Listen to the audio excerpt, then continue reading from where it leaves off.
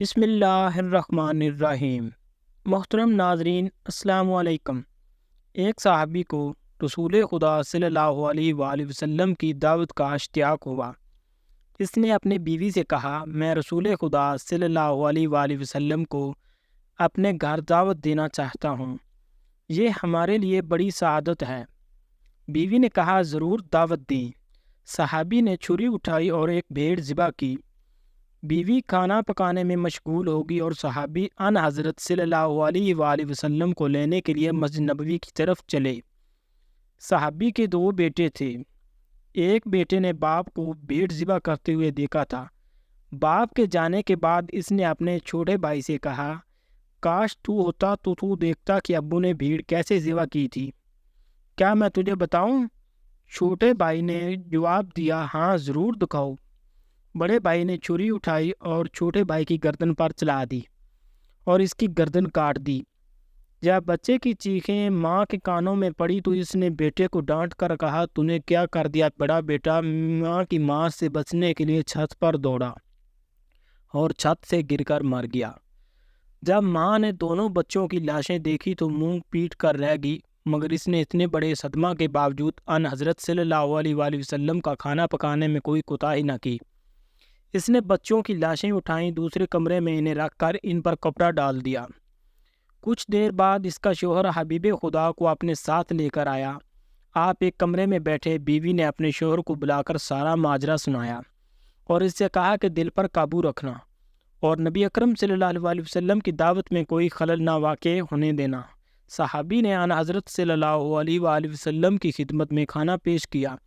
ابھی آپ نے لقمہ توڑا تھا کہ جبریل امین علیہ السلام آپ پر نازل ہوئے اور کہا کہ آپ اپنے میزبان سے کہیں کہ میں اس وقت تک کھانا نہیں کھاؤں گا جب تک تیرے بیٹے یہاں آ کر نہ بیٹھیں گے۔ نبی اکرم صلی اللہ علیہ وسلم نے میزبان سے فرمایا، اپنے دونوں بیٹوں کو بھی یہاں بلا لو۔ میزبان نے کہا، یا رسول اللہ، دونوں بچے ہیں، وہ کھیلنے کودنے کے لیے باہر گئے ہوئے ہیں، وہ پتہ نہیں کب واپس آئیں، آپ بسم اللہ کریں اور کھانا کھائیں۔ نبی اکرم صلی اللہ علیہ وآلہ وسلم نے فرمایا، یہ ناممکن ہے کیونکہ یہ اللہ کا حکم ہے۔ صحابی نے عرض کیا، یا رسول اللہ، میرے بیٹے مر چکے ہیں۔ ان حضرت صلی اللہ علیہ وآلہ وسلم نے فرمایا، ان کے جنازے یہاں لے آؤ۔ صحابی اٹھا اور دونوں بیٹوں کے جنازے لے آیا۔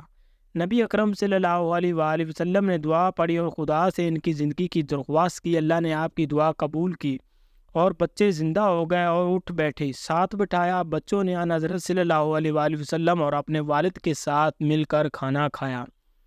بعض علماء نے ان حضرت صلی اللہ علیہ وآلہ وسلم کے معجزات کی تعداد 4000 بیان کی ہے۔ ان میں سے کچھ معجزات غلط بات کے وقت بھی ظہور پذیر ہوئے۔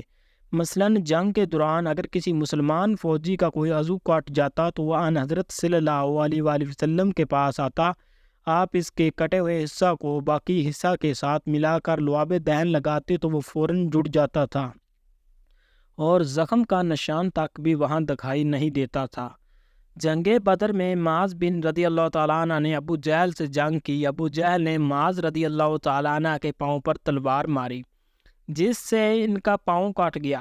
صحابہ کرام انہیں میدان جنگ سے زخمی حالت میں اٹھا کر ان حضرت صلی اللہ علیہ وآلہ وسلم کے پاس لے آئے۔ اس وقت وہ درد کی شدت سے کرا رہے تھے۔ ان حضرت صلی اللہ علیہ وآلہ وسلم نے ان کے پاؤں کا جھولتا ہوا حصہ دوسرے حصہ کے ساتھ ملایا اور لعاب دہن لگا کر اوپر پٹی باندھ دی۔ کچھ دیر بعد صحابہ نے ان کی پٹی کھولی تو ان کا پاؤں بالکل ٹھیک تھا اور اس زخم کا نشان تک دکھائی نہیں دیتا تھا۔ جنگ خیبر کے قلعوں کو فتح کرنا مسلمانوں کے لیے چیلنج بن چکا تھا۔ مسلمان جب بھی حملہ کرتے تو یہودی سخت مقابلہ کرتے اور اسلامی لشکر ناکام ہو کر واپس آ جاتا۔ ایک قلعہ کے پہلوان کا نام مرحب تھا، وہ بڑا طاقتور پہلوان تھا۔ جب وہ مسلمانوں کے مقابلہ پر آتا تو مسلمان اس کے سامنے ٹھہر نہ پاتے تھے۔ رسول خدا صلی اللہ علیہ وآلہ وسلم نے اعلان کیا، کل میں علم اس مرد کو دوں گا جو خدا اور اس کے رسول کا محب ہوگا اور خدا اور اس کے رسول بھی اس کے محبوب ہوں گے۔ وہ جم کر حملہ کرنے والا ہوگا، بھاگنے والا نہ ہوگا۔ اللہ اس کے ہاتھوں پر اپنی مدد نازل کرے گا۔ صبح ہوئی تو آپ صلی اللہ علیہ وآلہ وسلم نے فرمایا علی علیہ السلام کہاں ہیں؟ صحابہ نے عرض کی کہ ان کی آنکھوں میں درد ہے، اور آپ نے فرمایا انہیں یہاں لاؤ۔ حضرت علی علیہ السلام کو ان حضرت صلی اللہ علیہ وآلہ وسلم کی خدمت میں لایا گیا۔ آپ نے اپنی انگلی سے تھوڑا سا لعاب دہن ان کی آنکھوں پر لگایا تو وہ فوراً تندرست ہو گئے اور یہودیوں سے جنگ کے لیے اٹھ کھڑے ہوئے۔ امیر المومنین نے جنگ کا نقشہ ہی بدل دیا۔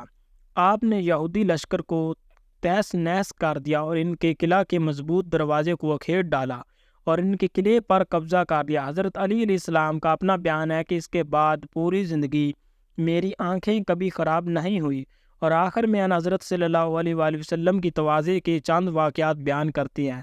ایک دفعہ کا واقعہ ہے کہ رسول اکرم صلی اللہ علیہ وآلہ وسلم اپنے چند اصحاب کے ساتھ سفر پر نکلے۔ راستے میں ایک جگہ انہوں نے پڑاؤ کیا۔ ان کے پاس کھانے کے لیے ایک بکری تھی۔ صحابہ میں سے ایک نے کہا میں اسے ذبح کروں گا، دوسرے نے کہا میں اس کی کھال اتاروں گا، تیسرے نے کہا میں اس کا سالن تیار کروں گا۔ نبی اکرم صلی اللہ علیہ وآلہ وسلم نے فرمایا میں لکڑیاں اکٹھی کروں گا اور آگ جلاؤں گا۔ صحابہ نے عرض کیا یا رسول اللہ، آپ ہرگز تکلیف نہ کریں، ہم خود ایندھن جمع کریں گے اور آگ جلائیں گے۔ آپ صلی اللہ علیہ وآلہ وسلم نے فرمایا میں تم پر اپنے لیے کوئی برتری اور فوقیت پیدا نہیں کرنا چاہتا، اور میں کسی پر بوجھ بننا پسند نہیں کرتا۔ اللہ کو وہ بندہ ناپسند ہے جو دوسروں پر بوجھ بنا ہوا ہو۔ پہلے مدینہ کی عادت تھی کہ وہ روزانہ نماز فجر کے بعد اپنے برتنوں میں پانی بھر کر ان حضرت صلی اللہ علیہ وآلہ وسلم کے پاس لاتے تھے۔ آپ اس میں اپنا ہاتھ ڈبوتے تھے۔ صحابہ اس پانی کو متبرک سمجھ کر اپنے گھروں میں لے جاتے تھے۔ جب شدید سردی ہوتی تھی اور پانی برف کی طرح سے ٹھنڈا ہوتا تھا، اس وقت بھی لوگ پانی بھر کر آپ کے پاس آتے تھے، لیکن آپ نے کبھی کسی کو یہ کہہ کر واپس نہیں کیا تھا یہ پانی بڑا ٹھنڈا ہے، لہذا تم اپنا برتن واپس لے جاؤ۔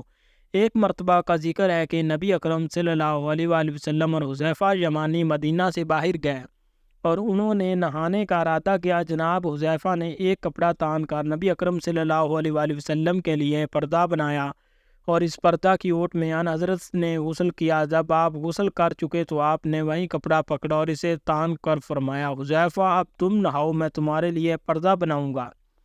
حضرت حذیفہ نے بہت سی معذرت کی اور کہا آپ پر میرے والدین قربان جائیں، آپ زحمت نہ کریں، لیکن ان کی معذرت کے باوجود پیغمبر اکرم صلی اللہ علیہ وآلہ وسلم نے اپنے رفیق سفر کی خدمت پر اصرار کرتے ہوئے فرمایا جب دو شخص رفیق سفر ہوں تو ان میں سے اللہ کو وہ شخص زیادہ پیارا ہوتا ہے جو اپنے ساتھی سے زیادہ محبت کرتا ہے اور اس کی خدمت کرتا ہے۔ روایات میں مذکور ہے کہ ایک کنیز نے رسول خدا صلی اللہ علیہ وآلہ وسلم سے عرض کیا کہ میرا مالک مجھ سے بدسلوکی سے پیش آتا ہے، لہٰذا آپ میرے ساتھ چلیں اور اس سے کہیں کہ وہ مجھ سے بدسلوکی کا رویہ نہ رکھے۔ آپ نے کنیز کو ساتھ لیا اور اس کے مالک کے دروازے پر گئے۔ جب اس نے اپنی کنیز پر نبی اللہ کا یہ لطف و کرم دیکھا کہ وہ اس کی سفارش کر رہے ہیں تو اس کنیز کو راہ خدا میں آزاد کر دیا۔